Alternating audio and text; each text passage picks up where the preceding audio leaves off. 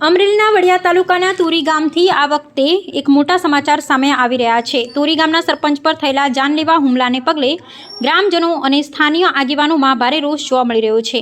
આ મામલે હવે વિરોધનો સૂર વધુ ઉગ્ર બન્યું છે। ગ્રામજનોએ આવેદનપત્રમાં સ્પષ્ટ માંગ કરી છે કે હુમલાખોરો સામે આઈપીસી કલમ 307 એટલે કે હત્યાના પ્રયાસ હેઠળ ગુનો નોંધી તેમની તાત્કાલિક ધરપકડ કરવામાં આવે। આ ઉપરાંત તુરી ગામની કરોડો રૂપિયાની કિંમતની ગૌચરની જમીન જે પાવર હાઉસ માટે ફાળવવાનો નિર્ણય લેવાયો છે તેને તાત્કાલિક અસરથી રદ કરવામાં આવે અને ગૌચરની જમીન બચાવવામાં આવે। ગામમાં કાયદો અને વ્યવસ્થા જળવાઈ રહે તે માટે તાત્કાલિક ધોરણે પોલીસ રક્ષણ પૂરું પાડવામાં આવે। આ સમગ્ર મામલે હવે તંત્ર દ્વારા શું કાર્યવાહી કરવામાં આવે છે તે જોવું રહ્યું। અમરેલીથી અમારા પ્રતિનિધિ ફારૂક બિલખિયાનો ખાસ અહેવાલ। જે શું નામ છે, કયું ગામ છે અને તમે આવેદન આપ્યું શું છે હકીકત?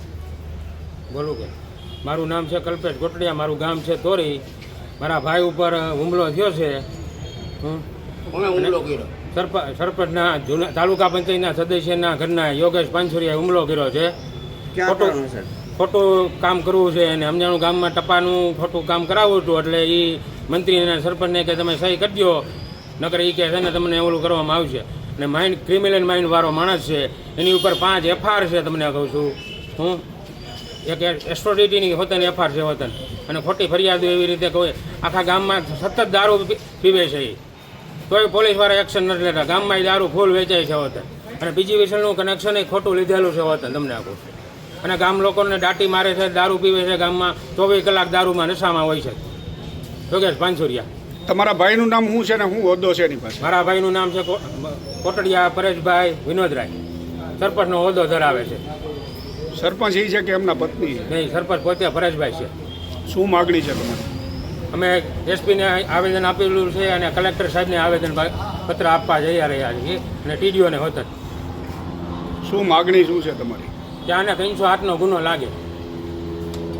મારું નામ ભલાભાઈ મોહનભાઈ રાઠોડ, ગામ તોરી, મનુષ્ય જાતિમાંથી આવું છું।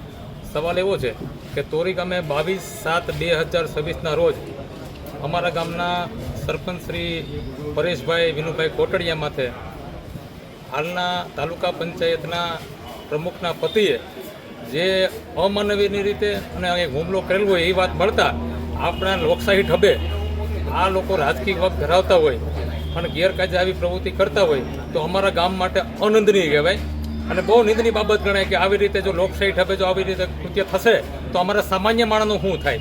આ બાબતે આવેલા માણસોને પણ કેન પ્રકારે ટાર્ગેટ કરશે અને ન હેરાન કરે એ બાબતે આપશ્રીને મીડિયામાં પણ જાહેર કરું છું। જે બાબતે એના સામે યોગ્ય પગલાં લેવાય એવી અમારી માગણી સાથે આવેદનપત્ર આપ્યું છે।